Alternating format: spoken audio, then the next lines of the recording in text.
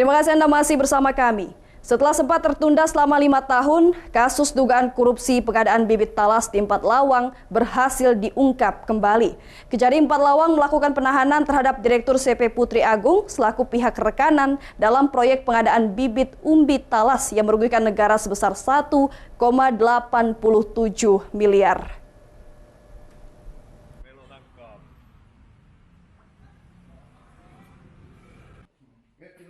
Kejaksaan Negeri Empat Lawang melakukan penahanan terhadap tersangka Muhammad Riza, Direktur CP Putri Agung, selaku pihak rekanan dalam proyek pengadaan bibit talas banteng pada Badan Pelaksana Penyusulan Ketahanan Pangan BP2KP Pemkab Empat Lawang di tahun 2014 lalu. Menurut Kepala Saksi Pidana Khusus Kejaksaan Negeri Empat Lawang Iwan Setiadi, proyek pengadaan bibit talas yang dikerjakan tersangka selaku rekanan menyalahi aturan tidak sesuai dengan rencana anggaran belanja. Seharusnya tinggi batang bibit talas tinggi 15 cm dan jumlah bibit sebanyak 800.000 dan harus bersertifikasi Menteri Pertanian. Berdasarkan hasil audit dari Badan Pengawas Keuangan dan Pembangunan menyatakan hasil audit loss yang artinya negara dirugikan 1,87 miliar. Speknya itu kan harus 15 cm. Oh, tingginya, tinggi. Faktanya tidak sesuai seperti yang diharapkan, sesuai dengan rencana dirab.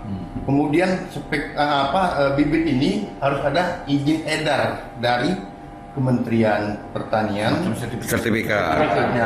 Nah, ini tidak ada. Makanya pihak BPKP menghitung loss karena bibit ini belum ada izin edar.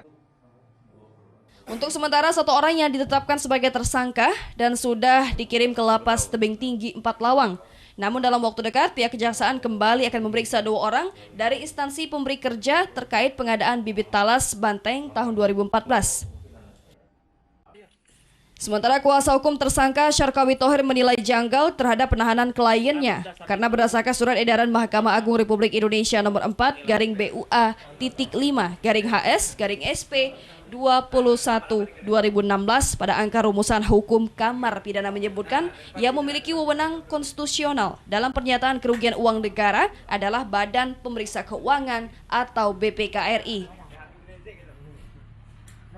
Apa alasan terhadap waktu itu? Yang pertama, alasan kita bahwa kasus korupsi itu harus ada unsur kerugian negara, ya kan? Tetapi di kasus Reza ini, yang berhak menentukan kerugian negara itu BPK. Itu menurut surat edaran Mahkamah Agung nomor 4 kalau tidak salah. Nanti dulu. Nah, saya tidak tahu selama 2 tahun dari 2021 ini untuk menentukan negara itu tidak tahu. Ada informasi saya tidak tahu. Dari Empat Lawang, Amri Wijaya, iNews melaporkan.